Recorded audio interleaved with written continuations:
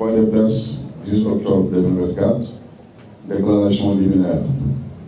Mesdames, Messieurs les journalistes, chers invités, chers camarades, nous vous remercions de votre présence et vous souhaitons, au nom du président de l'Alliance pour la République, APR, son Excellence M. Macky Sall, des membres du secteur exécutif national, les responsables et militants du parti des Alliés, membres de la coalition Fakouba du Sénégal, la cordiale bienvenue à ce point de presse du secteur exécutif national de l'Alliance pour la République.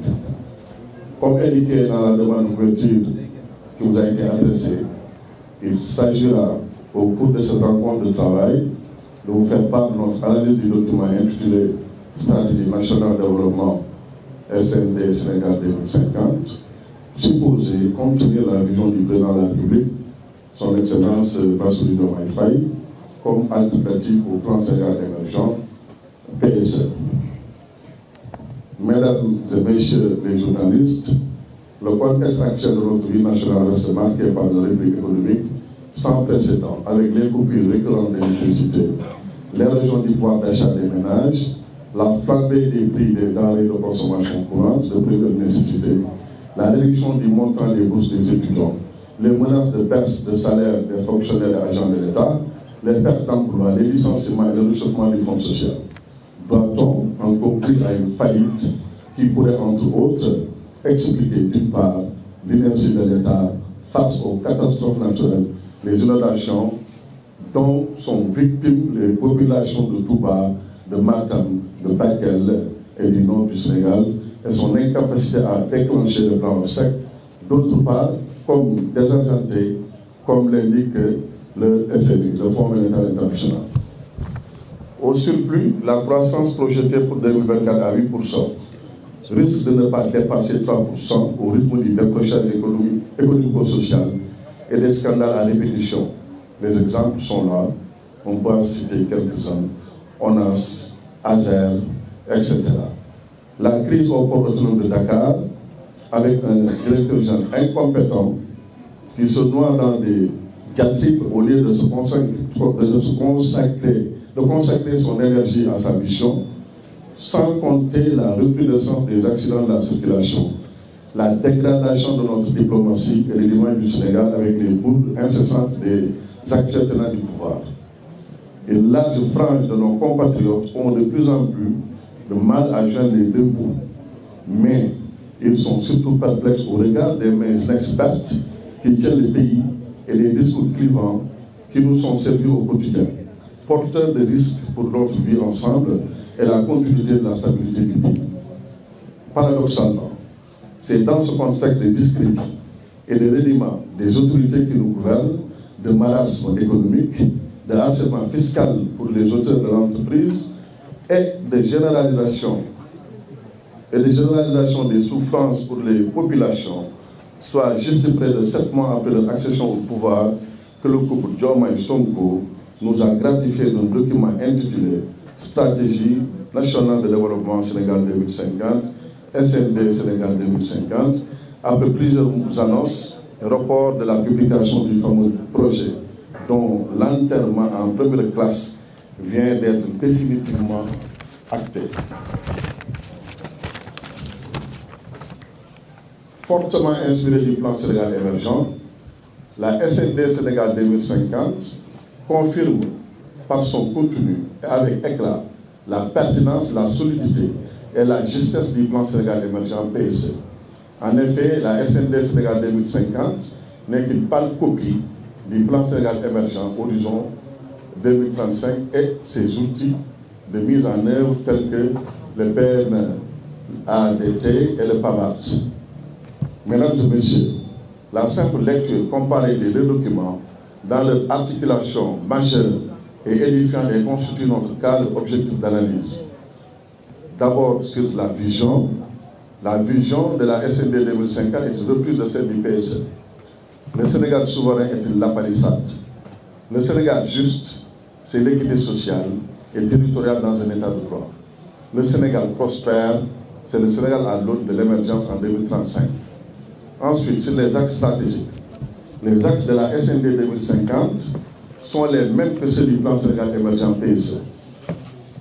Premièrement, transformation structurelle de l'économie fondée sur la productivité et la compétitivité à travers une forte implication du secteur privé. C'est la même chose qu'une économie compétitive. Il n'y a aucune différence en vérité. Le capital humain et l'équité sociale, identiques au plan Sénégal émergent. Troisièmement, gouvernance, il s'agit de la même chose. Cependant, il convient de noter un faux quatrième axe dans la gouvernance territoriale. En effet, l'aménagement du territoire n'est pas constitué un axe stratégique, il est plutôt opérationnel. Vous avez compris que c'est purement et simplement de la cosmétique destinée à masquer la similitude flagrante avec les trois axes du plan Sénégal émergent. Sur les principes directeurs, les mêmes principes directeurs du PSE sont largement repris par la SND en utilisant les synonymes. Le PSE est articulé autour de 6 principes directeurs, à savoir la proactivité, la gestion axée sur les résultats, GAR, la subsidiarité, la proactivité qui renvoie à la citoyenneté, l'équité, le civisme et la participation. La SND, quant à elle, a 5 principes directeurs, à savoir la libération des énergies, la bonne gouvernance, l'inclusion, la proactivité qui renvoie au civisme et à la citoyenneté, ainsi que l'automatisation des terroirs qui renvoie au civisme et à l'équité territoriale du plan Sénégal émergent. La bonne gouvernance est dans la gare qui est à la fois une gestion proactive alors que la libération des énergies renvoie à la subsidiarité qui favorise l'automatisation des territoires à travers les collectivités territoriales. Sur la proactivité, le copier-coller est vraiment réussi. On peut remarquer un autre exemple de copier-coller entre les pages 60 du plan Sénégal émergent et 79 de la SND. À la page 60 du PSE, entre guillemets, les acteurs de développement devront être préparés à anticiper l'avenir en vue de provoquer les changements souhaitables, mais également à réagir avec efficacité aux éventuels risques et menaces susceptibles de bloquer ou d'annihiler les progrès réalisés. SND, page 79. Face à un environnement international en perpétuelle mutation, les acteurs, agents économiques doivent être prêts à anticiper sur l'avenir, recueillir et exploiter l'information stratégique et éviter une gestion portée uniquement sur le court terme. Ici, acteur de développement est remplacé purement et simplement par acteur économique. Donc aucune différence. Toujours du copier-coller. Les mêmes moteurs de croissance que le PSE, agriculture, industrie, mines, tourisme, les mêmes programmes et projets que le PSE. Aucune différence toujours. En parcourant le document de la SND 2050, on se rend compte qu'il n'existe aucun projet nouveau. Tous les projets évoqués sont déjà dans le PSE. Par exemple, les zones industrielles, les agropoles, les pôles territoires qui correspondent aux métropoles en application de la LOADT, pour ne citer que ces exemples, etc. La SND 2050, c'est en réalité le PAP 3, 2024-2028, avec moins d'ambition sur au moins les points suivants. Le PAP 3 que le président Macky Sall avait ficelé avant son départ de la tête de l'État était d'un coût global 27 182 milliards contre 18 496 milliards pour la SND. L'exécution du PAP 3 devait aboutir à un taux de croissance moyen sur les 5 ans de 8,5%, 8,5% au lieu de 6,5% pour la SND. La croissance projetée en 2025 pour le PAP 3 est de 11,14% contre 9,7% pour la SND. Manifestement, les résultats attendus de l'exécution du PSE jusqu'en 2035 sont meilleurs que les résultats de la SND en 2050.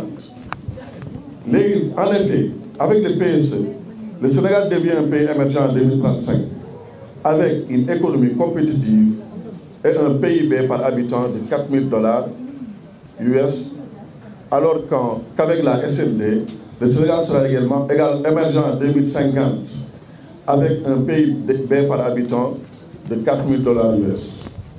Il est évident qu'avec ce changement de plan, juste pour le confort psychologique ou idéologique, personnel du président de la République et de son Premier ministre, le Sénégal risque de subir un retard de 15 ans.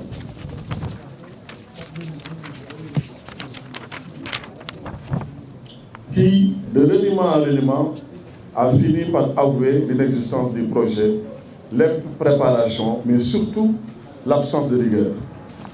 Mesdames et messieurs, pour l'Alliance pour la République, il n'y a rien de plus incertain que la SND 2050, notamment en matière de stratégie de financement, avec des réformes du marché financier sous-régional qui ne dépendent pas du Sénégal, un marché plus porté sur les titres à court et moyen terme, des taux hypothétiques préconisés dans le document et la faiblesse structurelle du secteur privé national qui pourra difficilement jouer le rôle attendu de lui dans les 5 ans, malgré l'engagement citoyen de ses acteurs et leur grande volonté de contribution.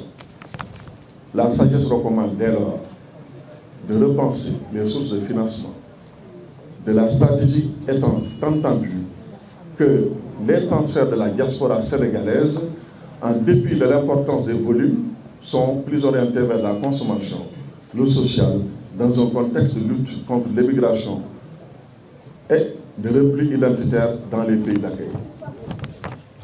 Enfin, le document reste silencieux sur beaucoup d'aspects essentiels, tels que la stratégie de mise en œuvre, le pilotage et le mécanisme de suivi et évaluation, qui sont des paramètres déterminants pour le succès de toute stratégie qui se veut viable.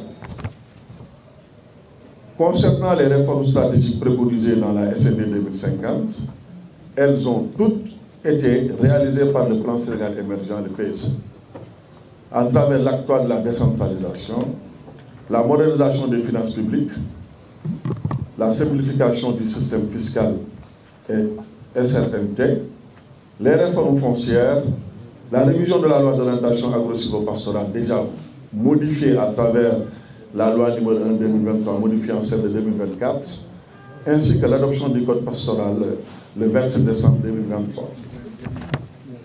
Comme vous pouvez le constater à travers les éléments ci-dessus, toutes ces réformes considérées comme stratégiques ont été déjà réalisées à date dans le cadre des réformes phares du PSE. Certainement, l'expert l'ignorait, les commanditaires de l'expertise également. Pour conclure, il convient néanmoins de saluer le travail qui a été fait, qui confirme la pertinence du plan Sénégal émergent et les résultats positifs de sa mise en œuvre. Nous vous renvoyons aux pages 8, 22 et de 42 à 51, dans la partie contenue entre la page numéro 42 jusqu'à la page numéro 51, de la SND, qui font le bilan du plan Sénégal émergent, confirmant au passage le bilan inédit, exceptionnel, extraordinaire et très largement positif des 12 ans du président Macky Sall à la tête du Sénégal, en le mettant sur les rampes de l'émergence. Mesdames, Messieurs les journalistes, chers invités, chers camarades, nous vous remercions de votre généreuse attention.